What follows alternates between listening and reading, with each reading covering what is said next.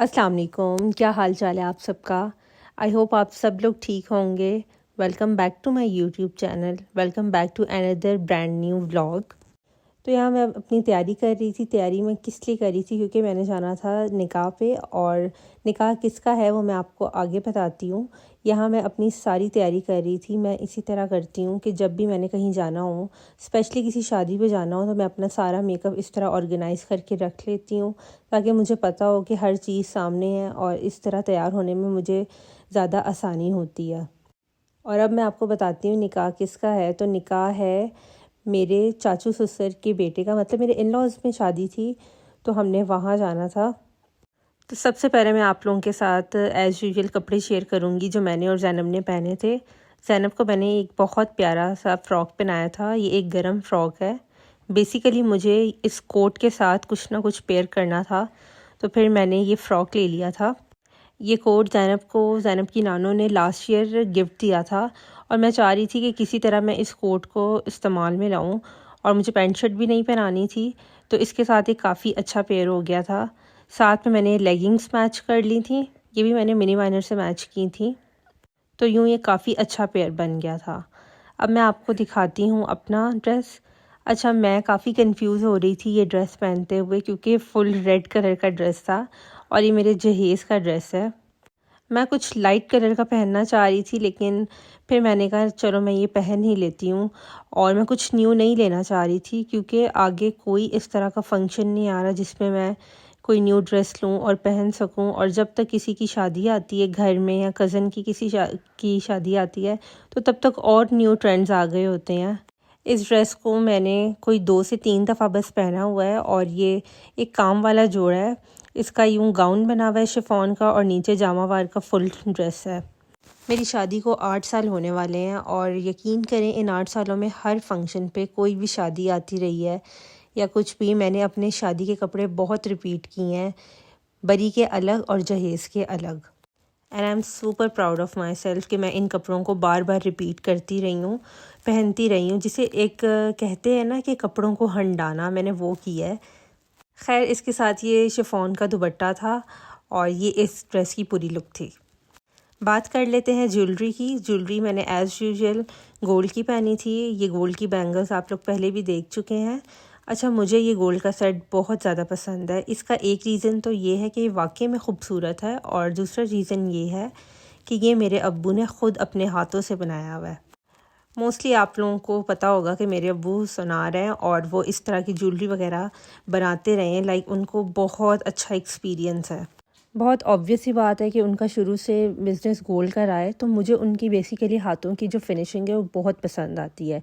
Even उनके और भी स्टूडेंट्स हैं जिन्हें उन्होंने सिखाया हुआ है, जिनमें कुछ मेरे कज़न्स भी हैं, लेकिन मुझे फिर भी अपने अब्बू के हाथ के सेट हमेशा ज़्यादा अच्छे लगते हैं। मैं यहाँ आपसे एक बात शेयर करती हूँ। पिछले दिनों मेरे ससुराल में बात हो रही थी मेरे एक कज़न की, जो कि गोल्ड के सेट वगैरह बनाता है, और वो इनका लेन देन चलता रहता है। तो वो उसकी बात हो रही थी कि वो काफ़ी अच्छे सेट बना लेता है। तो यहीं मेरे ससुराल में ही किसी ने कहा कि उसने काम अक्सा के अब्बू से सीखा हुआ है। तो मुझे इतना अच्छा लगा अपने अब्बू का नाम सुन के, इतनी मुझे प्राउड फीलिंग आई। मतलब मेरे अब्बू को सराहा जा रहा था, मेरे अब्बू के काम को सराहा जा रहा था। वही उनका हुनर जो उन्होंने आगे अपने शागिर्दों को दिया हुआ है। तो being a daughter, it was a best feeling for me. चलें जी, अब चलते हैं निकाह सेरेमनी पे। मैं आपको आगे दिखाती हूँ। मुझसे जितना हो सका मैंने रिकॉर्ड किया। वैसे बहुत क्राउड हो गया हुआ था, लेकिन फिर भी मैंने रिकॉर्ड कर लिया।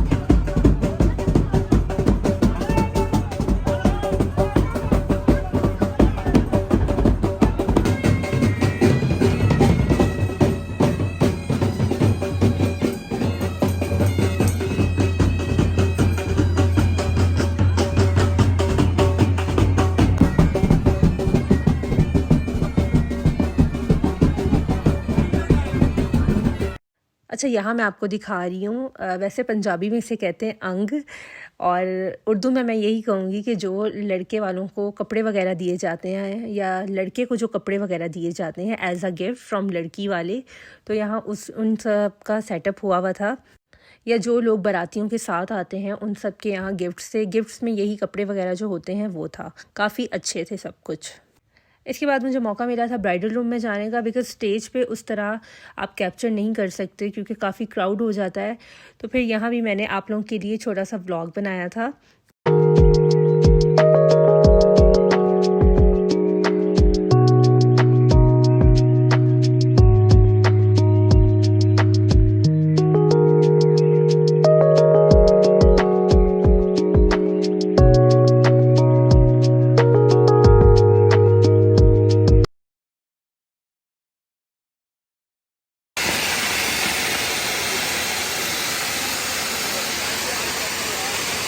इसके बाद यहाँ निकाह होने लगा था और बिल्कुल ट्रेंड के हिसाब से, जो आजकल न्यू ट्रेंड चला हुआ है कि फ़्लावर वाले कर्टन के ऑपोजिट ब्राइड और ग्रूम बैठ जाते हैं और बहुत प्यारा सादगी से निकाह हो जाता है। लेकिन यहाँ इतना कर कोई रश हो गया था जिसका कोई हिसाब नहीं, आपको नज़र आ ही रहा है।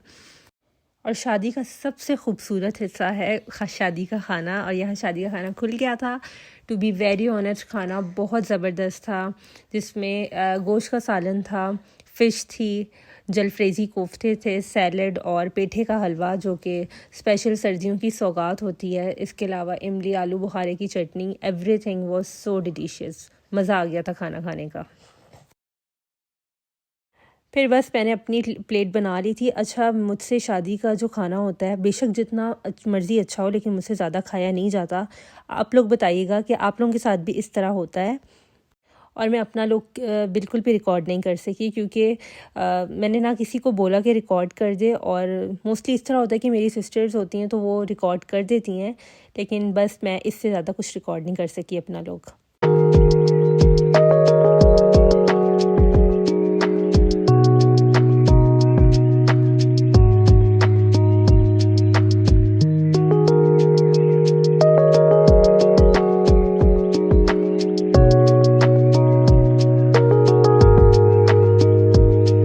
इसके बाद केक कटिंग सेरेमनी हुई थी और मैंने कैमरा फिर ऑफ़ कर दिया था क्योंकि स्टेज पे बहुत ज़्यादा रश हो गया था और मैं उतर गई थी। Last but not the least, obviously my Zainu. अच्छा, ज़ैनब को भी बिल्कुल मैंने एंड पर कैप्चर किया था, मुझे बिल्कुल ध्यान नहीं रहा था कि मैं इसका थोड़ा सा ब्लॉग बना लूँ। और यहाँ फंक्शन एंड हो गया था, अब बस हम घर जाने वाले थे, फिर मुझे याद आया और ज़ैनब को मैंने बहुत प्यारे से कर्ल्स दिए थे जो कि एंड पे खुल गए थे, लेकिन बहुत प्यारे लग रहे थे। आप लोग मुझे बताइएगा कमेंट सेक्शन में कि आपको ज़ैनब का लुक कैसा लगा। Now ending my blog with a cup of Kashmiri चाय एंड पेठे का हलवा। सीरियसली ये इतना अच्छा कॉम्बिनेशन है ना। चलें जी, मिलते हैं इंशाल्लाह ताला नेक्स्ट ब्लॉग में। तब तक अपना ख्याल रखिएगा और मुझे दुआ में ज़रूर याद रखिएगा।